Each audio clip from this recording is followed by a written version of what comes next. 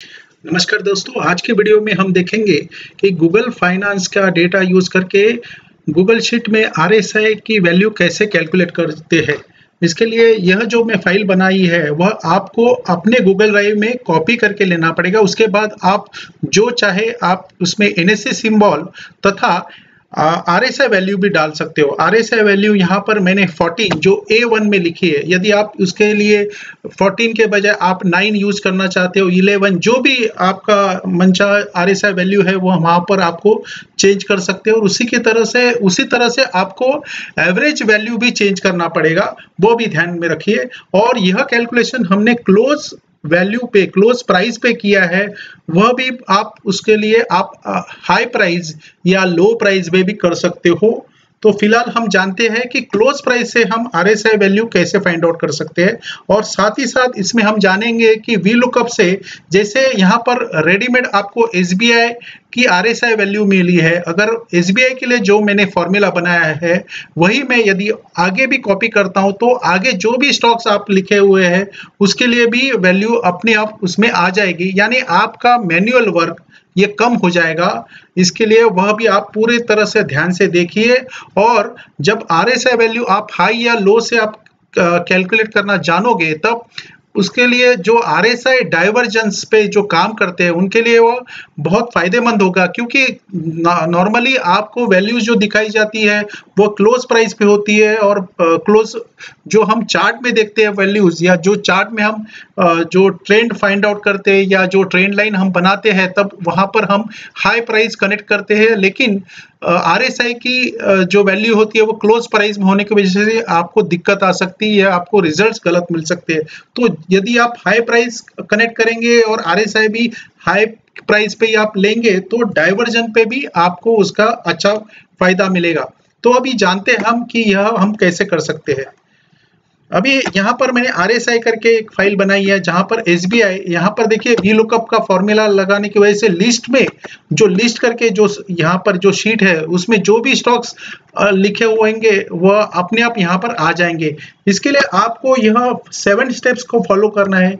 यह हर एक स्टेप्स में डिटेल में नहीं समझाऊंगा, अदरवाइज यह वीडियो कम से कम 1.5 घंटे का हो जाएगा। लेकिन आप अभी मेरे अदर वीडियो भी देखे होंगे, जैसे सिंपल मूविंग एवरेज या एक्सपोनेंशियल मूविंग एवरेज, वहां पर मैंने डिटेल में समझाया है कि यह फॉर्मूला कैसे लगाते हैं और यह आप उसका डिटेल में आप उसकी वैल्यू कैसे निकाल सकते हैं। तो जहां पर हमने वहां पर एसएमए और एक्सपोनेंशियल ईएमए वैल्यू निकाली है, यहाँ पर हम आरएसआई वैल्यू निकाल।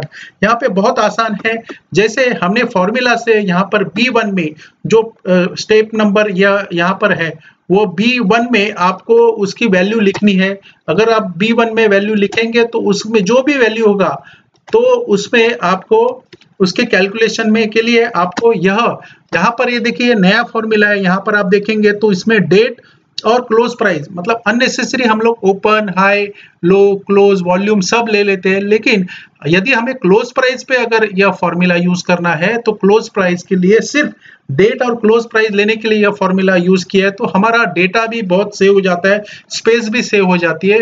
तो इसके लिए यह नया फॉर्मूला है, ये इसका भी आप अपने और भी जो फाइल्स है उसमें भी इस्तेमाल कर सकते हैं। उसके बाद यह जो फाइल है यहाँ पर जो लेटेस्ट जो ईओडी डेटा होगा, मतलब जो प्रीवियस क्लोजिंग डे जो होगा उसकी वैल्यू से लेके पिछले 100 डेज का यहाँ पर डेटा आना चाहिए, ऐसे 99 डेज का आना चाहिए। बिकॉज 100 तक ये अपने आप यह मतलब 1 to 100 यह जो रोज है इसमें मेरा वो पहला रिकॉर्ड जो है उसका पूरा डिटेल्स आना चाहिए, यानी 101 पर मैं दूसरा रिकॉर्ड के लिए वापस नए से कैलकुलेशन कर सकता हूं। इसके लिए 100 मैंने लिया है, तो 100 प्लस ये जो टाइटल आता है इसके लिए इसको यहाँ पर मैंने 99 लिखा हुआ है, वो ध्यान में रखिए। इसके बाद आपको क्या करना है, ई कॉलम में जैसे ये अभी यह इंस्ट्रक्शन नंबर 3 हो गया, यहाँ पर आपको क्लोज प्राइस का डिफरेंस निकालना है। डिफरेंस वह पॉजिटिव है या निगेटिव है वो अलग अलग आपको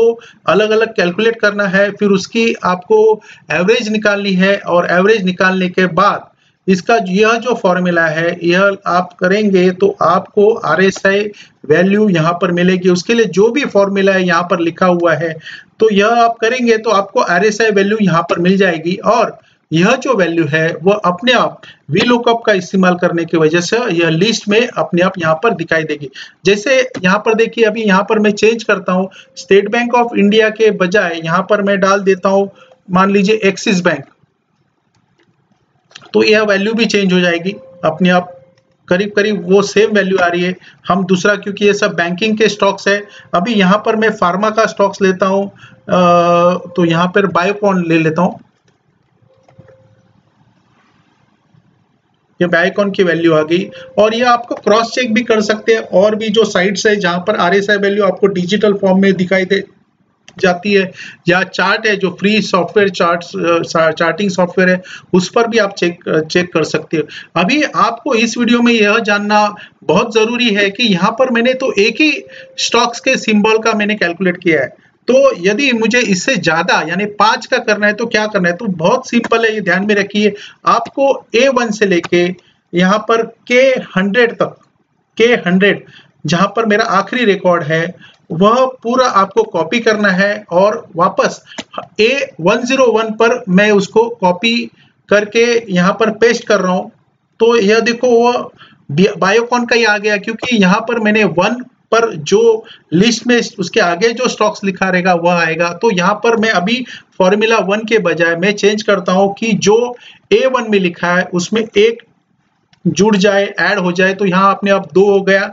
2 होने के बाद यहाँ पे CDSL आ गया, यानी CDSL जो स्टॉक्स वहां पर सेकंड नंबर पे जो लिखा था वो आ गया, और साथ ही साथ उसकी वैल्यू अपने आप कैलकुलेट हो गई, और वह वैल्यू भी लिस्ट में यहाँ पर अपने आप आ जाएगी। ये लिस्ट में आप देखेंगे तो यह देखो यहाँ पर आ गया। अभी यदि मैं UPL का कैलकुलेट करना चाहता हूँ तो अभी वापस मुझे चेंज करना नहीं है, क्योंकि यहाँ पर मैंने फिक्स लिखा था एक नंबर, यहाँ पर मैंने फॉर्मूला डाला हुआ है, तो इसके आगे अभी मुझे करना नहीं है कुछ।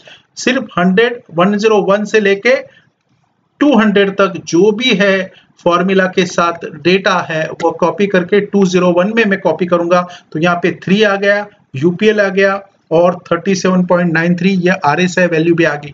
यह सब निर्भर है आपके नेट के स्पीड पर, यानी कई बार आपको धीरे से या स्लो डेटा मिलेगा, डेटा लोडिंग पे टाइम लग सकता है, लेकिन नेट स्पीड अच्छे होने से आपको वह दिक्कत नहीं आएगी।